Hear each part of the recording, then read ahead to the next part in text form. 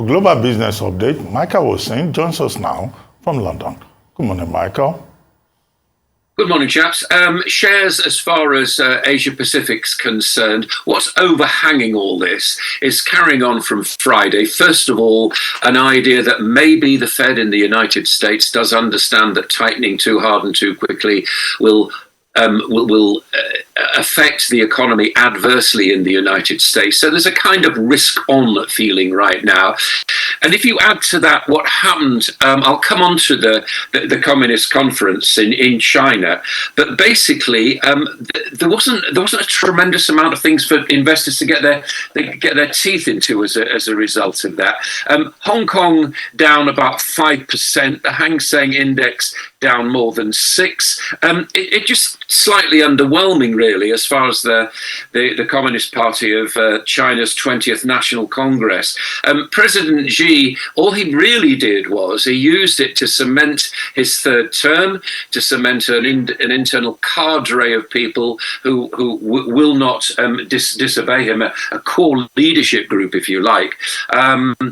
But it really did not actually answer any of the questions that most people like to know of, which is basically any alterations to the zero COVID, which is clearly, bearing down on the economy, and it looks like China is just stepping more or less into totalitarianism, which is the way that politically it seems to be going. At the moment. However, the GDP figures, which were delayed, they showed a bit of a bounce in the third quarter. About 3.9% from a year ago. That beat expectations slightly. So it shows that something is happening there. But there are still COVID controls on business activity.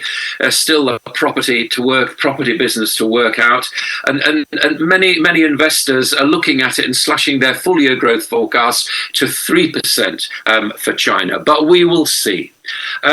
Japan reportedly intervened late last week, very late on Friday afternoon, actually, if you're getting there. Bank of Japan intervening to try to protect a weak yen. Now, as I was saying on Friday, the good news about the yen used to be that it would help their export performance, but all the weak yen's doing right now, because of the way that other central banks have been moving, is to increase import prices, particularly on fuel and food, and that's not helping Japan's population.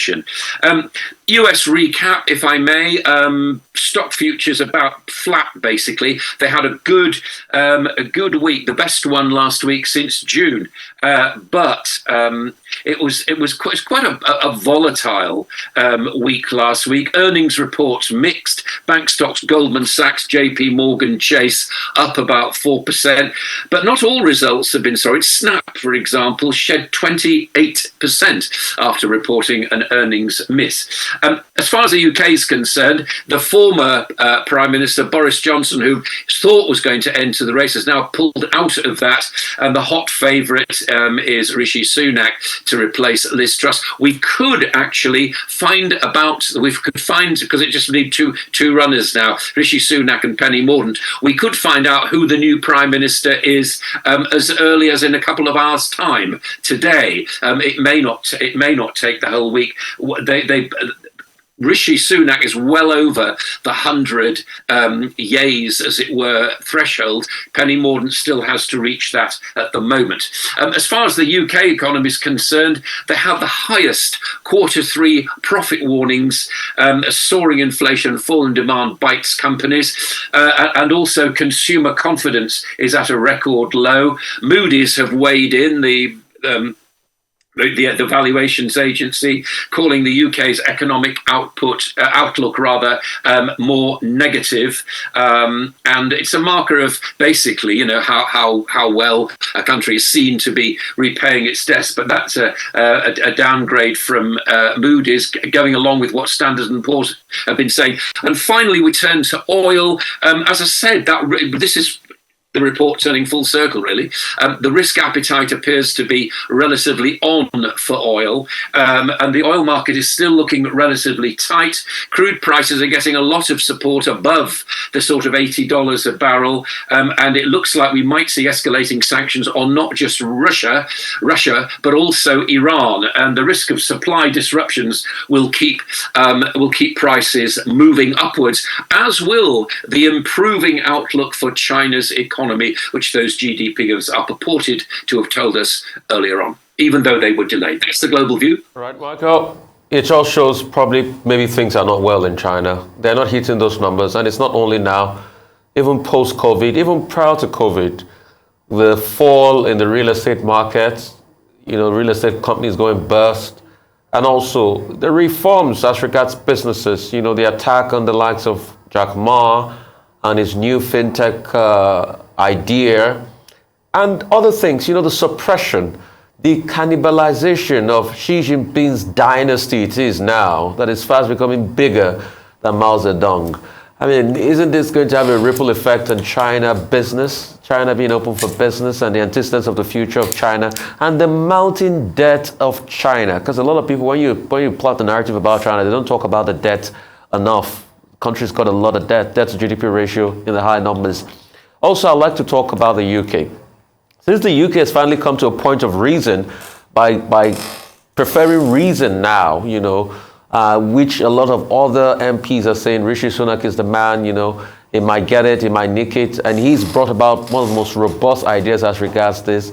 Then the next question would be, how do we improve consumer confidence, and also how do we improve this economy that is flat on its knees, dogged by inflation, and it's a terrible time all round for this Channel Island country called the UK? Shall we do China first? I agree with everything you say about China, as I've said for many times as well, many months now. They still have big crises in the country. It's not just about COVID.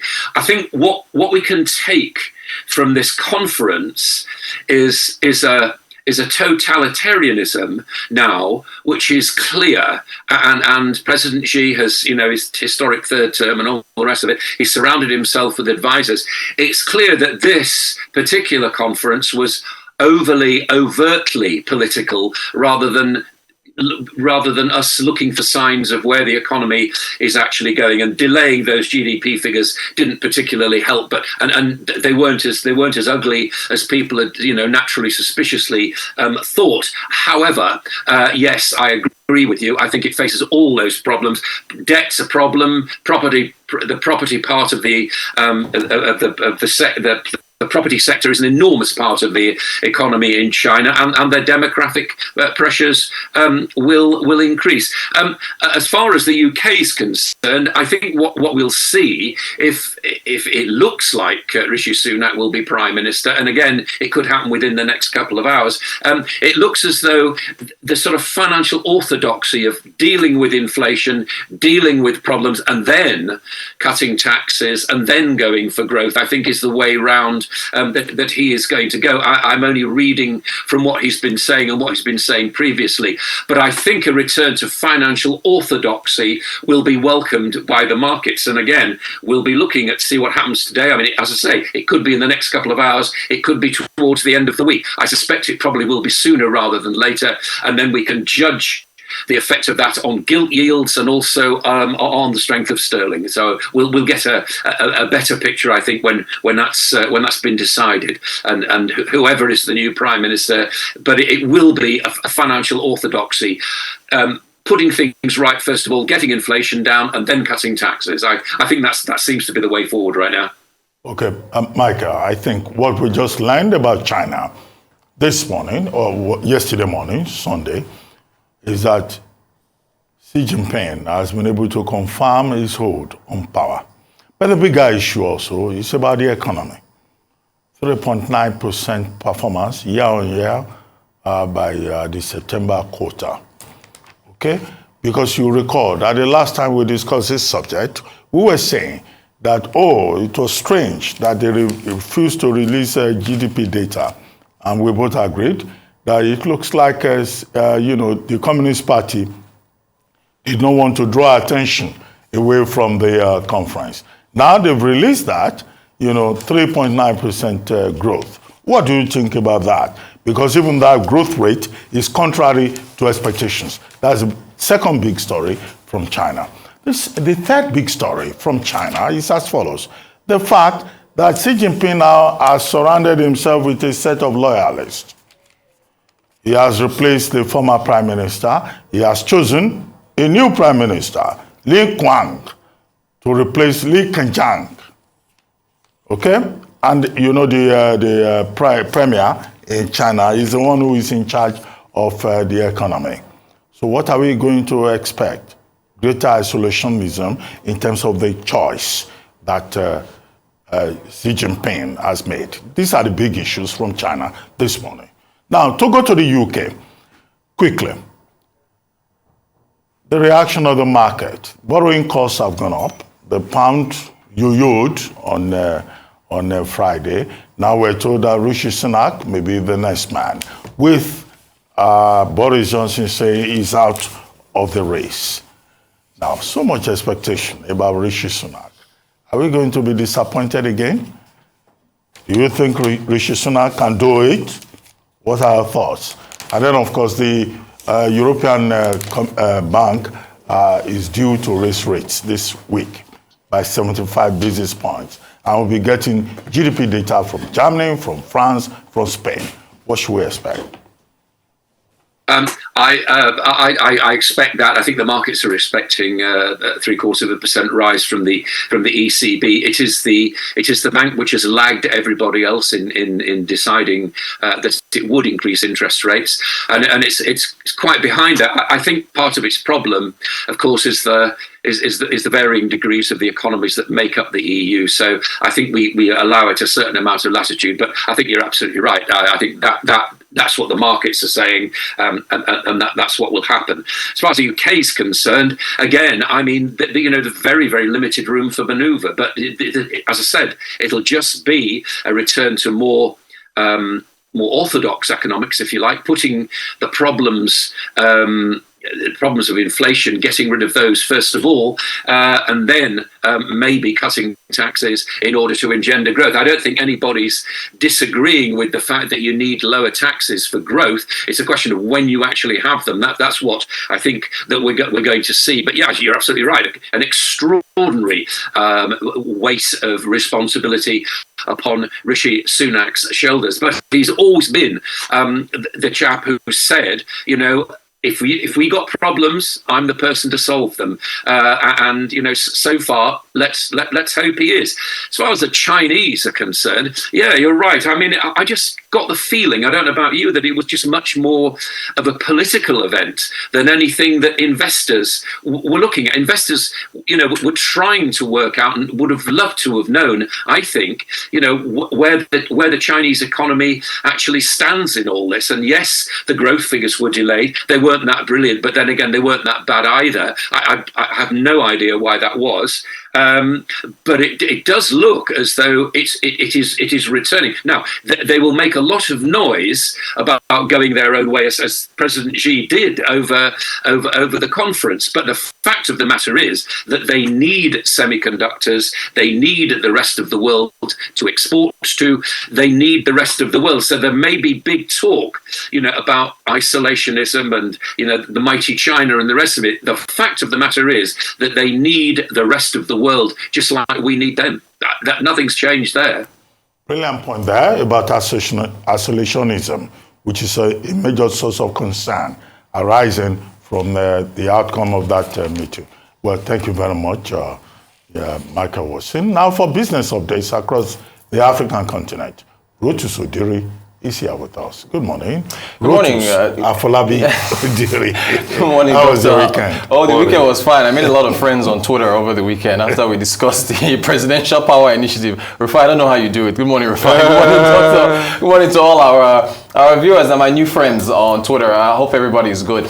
We begin with Moody's. You mentioned Moody's putting the UK on a negative outlook. Well, they've done the same for Nigeria. Moody's has downgraded Nigeria on a number of macro pressures to have have a lot to get into. Let's quickly jump into this very quickly here. All right, so here's what they said. Moody's Investor Service has today, that's October the 21st, downgraded Nigeria's local currency and foreign currency long-term issuer ratings, as well as its foreign currency senior unsecured debt ratings to B3 from B2 and placed them on review for downgrade. Concurrently, Moody's downgraded Nigeria's foreign currency senior unsecured MTN rating to PB3 from PB2 also and placed on review for downgrade. Let's keep going further as to why, the reasons why.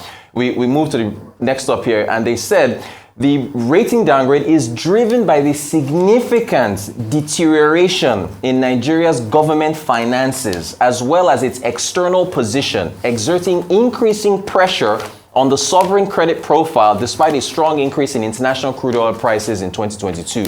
Moody's assessment that these developments are partly the result of weak governance and likely to last. They continue saying that the steep fall in oil production in 2022 and the extension of the expensive oil subsidy have also entirely eroded the boost to government revenue and exports that would otherwise have been anticipated from higher oil prices. Policy levers available to manage weaker oil revenue and rising borrowing costs amid monetary tightening in Nigeria and globally are limited. Similarly, on the external front, the capacity of the central bank to protect foreign exchange reserves from external outflows has its limits. They also said that the initiation of the review for downgrade is prompted by the risk that the ongoing fiscal and external deterioration accelerates, so weakening further the government's capacity to service debt and thereby increasing further its risk of default. I didn't say it, Moody's did. The review will focus on understanding the Nigerian authorities' strategy to address both domestic and external pressure and assessing the associated default risk. That's default appearing twice now for the government's private creditors. This is where Zainab Ahmed's interview now comes in. Then I said on 13th October 2022, the government publicly actually talked to Bloomberg and then had that forum debate with Richard Quest with the IMF. Publicly stated possible options consisting of extending the maturity of its debts, including through potential bond buybacks or exchanges, which may constitute a distressed exchange under Moody's default definition. More. I didn't get into Asiwaju Bola Ahmed Tinubu released his plan, his economic plan on Thursday, was it Friday? We went through Tinubu's plans, we went to Atiku's plan, so I guess in the interest of balance, these are the only two candidates so far that have plans. So very quickly, with the interest of time, you both, I think, read that security alerts that came out. His plan starts with security. Atiku's plan starts with the economy. Tinubu, this I summarized because it's an 80-page document. There's so much in there. Anti-terrorist battalions is going to boost that. He's going to upgrade weapon systems. He's going to do an integrated identity database. He's going to improve salaries and welfare. Also on the police, I found this very, very interesting. He said in the plan, police personnel will be freed from extraneous duties such as VIP security and guard duties. VIP security and provision of security for government buildings, installations, and other critical assets will be transferred to the Nigeria Security and Civil Defense Corps, which is interesting because if you drive by his residence, you will see police 24 hours stationed there. And of course, he's not the only one, others as well, but he's saying that will end. He continues, this was very interesting and this caused a lot of chat. I think we should focus here. He said the plan says budgetary custom bases our annual budget and fiscal policies largely on the dollar value of projected oil revenue. Not only does this practice artificially restrict the federal government's fiscal latitude, it also unduly attracts the nation's attention towards a single source of fiscal revenue to the detriment of others. He continues, and this is on the budget, on the fiscal side of his action plan. He continues and says that to achieve optimal growth in the long term, we must wean ourselves from this limitation of a budget benchmark. A more efficient fiscal methodology would be to base our budgeting on the projected level of government spending, which optimizes growth and jobs without causing unacceptable levels of... This is radical stuff. This is, it's pretty bold. He continues again in the plan. He then says, I think he talks about an inflation ceiling.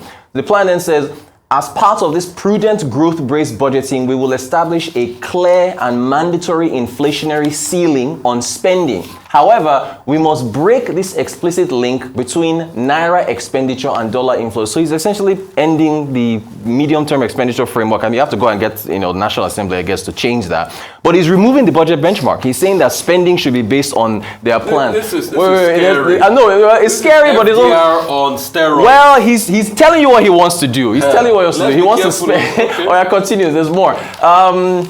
Was this on the exchange rate? Oh, yeah. With the fiscal latitude provided by the above-mentioned budgetary reform, so he's reforming the budget, government can hire millions of unemployed Nigerians to modernize national infrastructure. So he plans to hire a lot of youth for infrastructure. The question is, when the infrastructure is built, what then happens? No, there was so much in this plan. It's just a shame we don't have enough time to go through everything.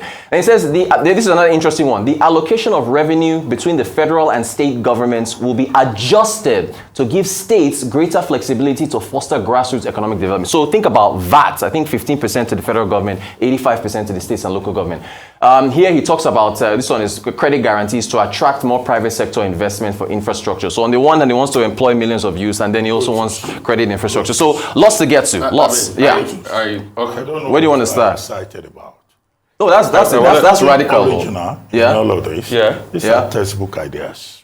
To remove the budget benchmark, No, doctor. just wait. Yeah? No, we have had that before. We have had that, emphasis on non-oil revenue and all of that. Yeah. Haven't they experimented with it in the last 8 years? Are they not the APC government claiming that as part of their achievements? No, he's talking about removing the No, dollar I oil get your benchmark. point. Okay. I get your point. Okay. Okay. These are just textbook ideas. Okay. That somebody borrowed from somewhere and just put in a manifesto. Okay. In 2015, did they not tell us things that we were told were original ideas? Did they not repudiate the same ideas somewhere down the line? As we have always said on this program consistently, it's about how. Yes. How? Indeed. How do you do it? Yeah. You can say things that are attractive, that economists like you will see and say, oh, this sounds intelligent because it's what is in the textbooks. But the question, the test of it, is how you implement it. Oh, indeed. If you look at that 80-page document, what is it that they are saying there? Economy, infrastructure, security, will create jobs. The same thing that everybody is saying. Right. Peter Obi is going to be on this program. He is, this morning. He will say the same thing. Well, he doesn't have a manifesto, though. Maybe somewhere down the line, he Yeah. will come with one, or he will develop one, or he will create one. But every politician will tell you, I will make your life better. Okay? It is what we experience that we know. So the manifesto, I hope the candidate himself has committed it to heart, and that he will be able to defend it, and that he will show up at debates LCCI this Friday. and defend Yeah. those ideas. Yeah. Because now people have something with which they can engage Asiwaju Bola Ahmed Tinubu Indeed. and tell him, okay, you promises. We have passed the stage in an area where we're looking at promises. Are you going to do it? Yep. What is the whole issue in the United Kingdom? It's about how you promised, you could not deliver. You ran into a ditch. You created a turmoil. You created chaos. The markets reacted. Investors reacted. Can we have that kind of process in Nigeria? So it's not about beautiful prose that people have stitched together, all kinds of consultants have put together. Okay? Don't forget the fact that Asiwaju Bola Ahmed Tinubu also promised that he will remove subsidy. Well, he said it in phases. This is now the change here. He said, is it not Atiku that says in phases? No, but he says he will do something about the downstream sector. Right. Yeah. And improve gas and then 10% GDP. So when you do that, what should we expect? These are the issues. Yeah. The second issue has to be about your Moody's report. The downgrade, very alarming. Moody's is downgrading Nigeria. Again, there's something there that is new. Yeah. Nigeria itself has downgraded itself. Even Nigerians have downgraded themselves. You have refused to marry, for example. That's an example of downgrade.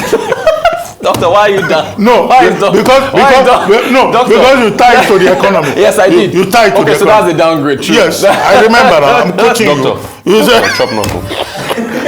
You said the economy is not good. You will not marry.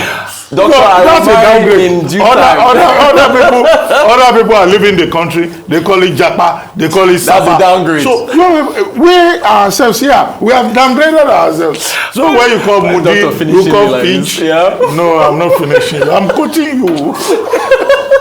Okay, I rest my case. Wow. Knock on wood. Knock on wood. We must upgrade and marry. All right. I mean, so I saw the plan, 80 Yeah. page. Very less on how, but Yeah. I'm scared for this plan. The removing of the benchmark, right? Yeah. You see, Yeah, I know. I get his idea. He wants to do an FDR. Right. Remove those controls to stimulate the economy. Spend. And just spend. This guy will run us into tremendous hyperinflation. debt and hyperinflation with this plan, with this thing he wrote here. But he said there's an inflation ceiling. to Jesus, cap it. that's why he gave you a ceiling. Because what he's saying to you is that I'm going to go on stereo. I was just checking while we were speaking. Yeah. And I was checking what FDR cost America in the first 3 years of the New Deal. From 22 billion or trillion, I don't know the exact. It went to about 15% increase. You can do that in economies like America that has a big latitude, that is bold. That's why America can take a debt ceiling of about, is it 20 trillion now? More than that. The Way debt more. ceiling of America is about their GDP. The GDP of America is about close to 20 trillion or over. That's the debt ceiling of America. But they can do that because they have the latitude of a government that takes about 4.5 trillion in collectibles and revenue. And taxes. Well, his plan talks about raising, taxing as well. But your revenue is small. There's a mentality to it. You are dealing with an economy that has Chapter 11 protection for bankruptcy, that stimulates entrepreneurship, that tells you that, okay, if you fail in business, your creditors will not come eat you up because we believe that business people can fail. Vis-a-vis a country that's already bleeding from MPLs and all of those things. I think we should look at this. It's bold, don't get me wrong, please. It's bold, but what we need, more importantly, is a lot of fiscal discipline. I should point out, he also plans to increase oil production to 2.6 million barrels per day How by will he 2027 do it? and 4 million barrels per day by 2030. How will he do I'm just it? putting And out that's what's why in the we need plan. to Yeah. interrogate the house. Yeah, for sure. So this being very bullish and overly bullish, we should be careful. And I repeat for the upton time, what we need is physical discipline. We don't want a case where you are saying, let's remove the controls so we can run amok and take more to stimulate the economy.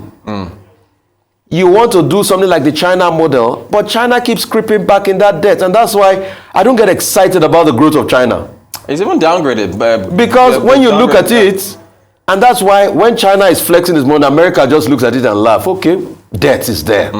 About close to 300% there. But it is also not adequate on the whys. I mean, hows. Right. How is it going to be done and all of that? But it's a very bullish move. It's but radical stuff. Let's be careful because it's going to rack up a lot of things. That's my own reading of it. Well, and then the question to ask is all these textbook Doctor on textbooks. In practice, we've seen that some of those ideas do not work. And why renewed hope? Right. What hope? Are we renewing? Are we even renewing the first place? Continuity. What are we continuing? Question. We know the way. Which way are we going? Right. That's the question. It's called Quo Vadis. Quo Vadis, Nigeria. Dr. Abasi, real quickly, and good point you raised about Rishi Sunak. You know, this was exactly what Liz Truss went to do. Yeah. Textbook is good. Reaganomics is good on textbooks. Yeah. You cut taxes to spur growth and everything. But see how it backfired. And that's why they should be careful about this plan. It might just put us in problems. It's called trickle-down economics. Let's If you be don't careful. fund it, you'll get in in trouble.